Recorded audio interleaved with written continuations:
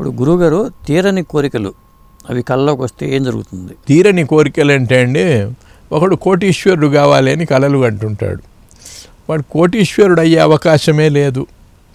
నేను కోటీశ్వరుని కావాలి అన్న వాంఛ, ప్రగాఢమైన వాంఛతో వాడు పిచ్చివాడైపోతాడు. అందువల్ల వాడికి కళలలో కోటీశ్వరుడు అయినట్టు, దాన ధర్మాలు చేసినట్టు ఇటువంటి కళలు వస్తుంటాయి అప్పుడప్పుడు. మనస్సు సమతౌల్య స్థితిలో ఉంచే దానికోసమై ఇటువంటి కళలు వస్తుంటాయి. ఒక చిన్న ఉదాహరణ చెప్తా. ఒక అబ్బాయి ఉన్నాడు, ఒక అమ్మాయిని ప్రేమిస్తున్నాడు. ఆ అమ్మాయితో కలిసే వీలే లేదు అబ్బాయికి. అటువంటప్పుడు గాఢమైన ప్రేమ ఆ అబ్బాయిది. అటువంటప్పుడు వాడి కలలో ఆ అమ్మాయితో కలిసినట్లుగా, ఏదో సుఖంగా ఉన్నట్లుగా కళలు వస్తాయి. వాడి మనస్సును సమతౌల్య స్థితికి తెచ్చేదానికోసం ఇటువంటి కళలు రావటం జరుగుతుంటుంది. కానీ కళ వచ్చింది కదా ఇది నిజమవుతుంది అంటే కాదు. అది మానసికంగా వాడి ప్రశాంతతను కూర్చేదానికోసం శరీరమే అటువంటి కళలు వచ్చేట్లుగా ఏర్పాట్లు చేసుకుంటుంది. ఆ విధంగా కొంత కోరిక తీరుతుంది. ఆ విధంగా వాడి కోరిక తీరి పిచ్చివాడు కాకుండా ఆపుతుంది. అది కళలో జరగని ఇళ్ళలో కూడా జరగదంటారు. అది సామెతలు కూడా కొన్ని ఉన్నాయి కదండి, అదేంటి? కొన్ని కళలో జరిగినట్లు కళ వస్తే అది మామూలుగా జరుగుతుందని ఒక నమ్మకం, అంతేగాని అది ఖచ్చితంగా జరగవాలని లేదు. మనకు కళలో అనేక విషయాలు జరుగుతూ ఉంటాయి, అవన్నీ బయట జరుగుతాయని లేదు. అది ఊరికే నానుడి అంతే. అది జరగవచ్చు, జరగకపోవచ్చు, అవన్నీ నిజం కాదు. కళలను గురించిన విశ్లేషణ ఇదే. మహాత్ములకు కళలు రావు అనుకున్నాం కాబట్టి పెద్దవాళ్లకు కళలు రావు. దుస్వప్నాలు అంటే చెడు స్వప్నాలు రాకుండా పరిహారాలు ఏమైనా ఉన్నాయా? చెడు స్వప్నాలు వస్తూ ఉంటాయి సహజంగా. చెడు స్వప్నాలు వచ్చినప్పుడు వెంటనే నిద్ర లేచి ఏదైనా ఒక పుల్ల కానీ దేన్నైనా విరిచేసి మళ్ళీ కాళ్ళు మొహం కడుక్కొని వచ్చి పడుకోమన్నారు. అంటే అది అంతటితో పోతుందని. అంతేగాని వాటికి పరిహారాలు ఏం లేవు. చెడు స్వప్నాలు ఎప్పుడు వస్తాయంటే మన మనస్సులో ఏవైనా మనకు తెలియకుండానే ఒక్కొక్కసారి చెడ్డ భావాలు మనకు కలిగినప్పుడు అటువంటి చెడు స్వప్నాలు వచ్చే అవకాశాలు ఉంటాయి. అందువల్ల వాటిని పోగొట్టేదానికి భగవంతుణ్ణి గురించిన ప్రార్థనలు, కొన్ని శ్లోకాలు అటువంటివి చదువుకొని పడుకున్నట్లయితే ఆ చెడు స్వప్నాలు రావు అని. తరువాత స్వప్నాలు రాకుండా ఉండేదానికి మంత్రశాస్త్రంలో కొన్ని యంత్రాలు, తంత్రాలు, ఇటువంటి విధానాలు ఉన్నాయి. తర్వాత ఒక వారాహి మంత్రం కూడా ఉంది. స్వప్నం ఠహటహ అని, కళలను ఆపమని. అటువంటి చెడు కళలు కానీ ఇంకా భూతప్రేత పిశాచ సంబంధమైన కళలు కానీ వాటిని ఆపేదానికి ఇటువంటివి ఉన్నాయి. మంత్రాలు చెప్తే మన వాళ్ళకి ఉపయోగపడుతుంది కదా. శాస్త్రము వేరే, ఈ చిన్న చిన్న మంత్రాలు వేరే. ఈ రోజులలో ఎట్లున్నది అంటే ఈ మంత్రము చెప్పి దీన్ని 21 సార్లు చెయ్యి నీకు ఈ పని అవుతుంది అంటాడు. 21 సార్లతో ఏమి పని అవుతుందండి?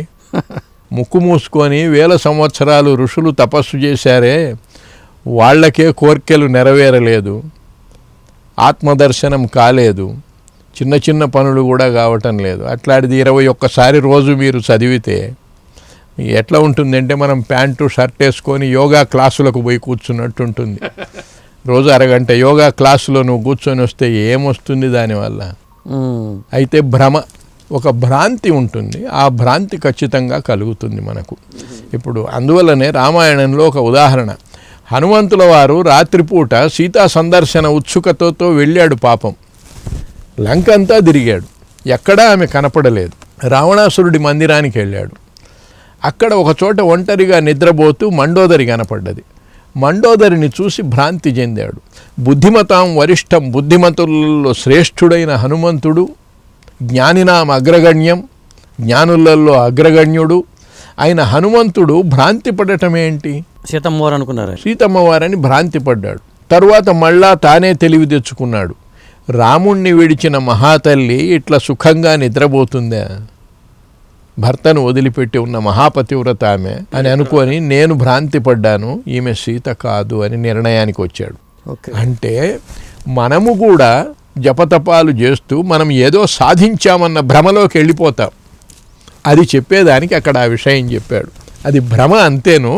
నువ్వు మళ్ళా యథార్థాన్ని విచారించుకో, నువ్వు చూసింది భ్రమ, నువ్వు అనుకున్నది భ్రమ.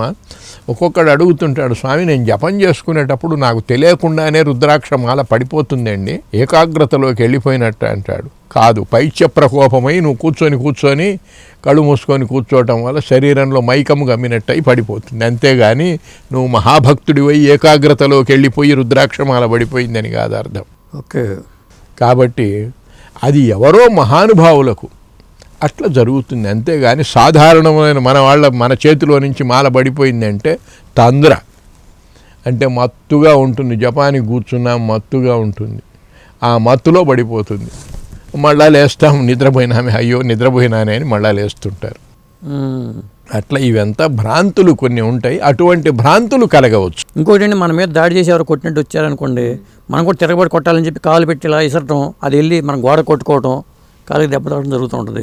పడిపోవటం, మంచం మీద పడిపోవటం, ఇవి కూడా కళలలో ఇట్లాంటివి కూడా జరుగుతుంటాయి. అది బాడీ మీద కూడా బాడీ మీద ఎఫెక్ట్ ఖచ్చితంగా ఉంటుంది. చాలా వరకు కళలు బాడీ మీద ఎఫెక్ట్ ఉంటాయి. కొన్ని కళలు అసలు శరీరానికి అవి ఏమి జరుగుతాయో మనకే తెలియదు, ఎక్కడో ఇంద్రలోకానికి పోయినట్టు ఏమో చేసినట్టు, అవి ఈ శరీరానికి సంబంధమే ఉండదు. అయితే ఈ శరీరాన్ని కదల్చినప్పుడు మాత్రము ఆ రజత సూత్ర బంధము ఉండటం వల్ల వెంటనే ఈ శరీరము స్పృహలోకి వస్తుంది. ఇక్కడ గాఢ నిద్రపోతున్నాడు వాడు, గాఢ నిద్రపోతున్నాడు, కల కూడా కనలేదు. అప్పుడు ఏ శరీరములో ఉన్నాడు?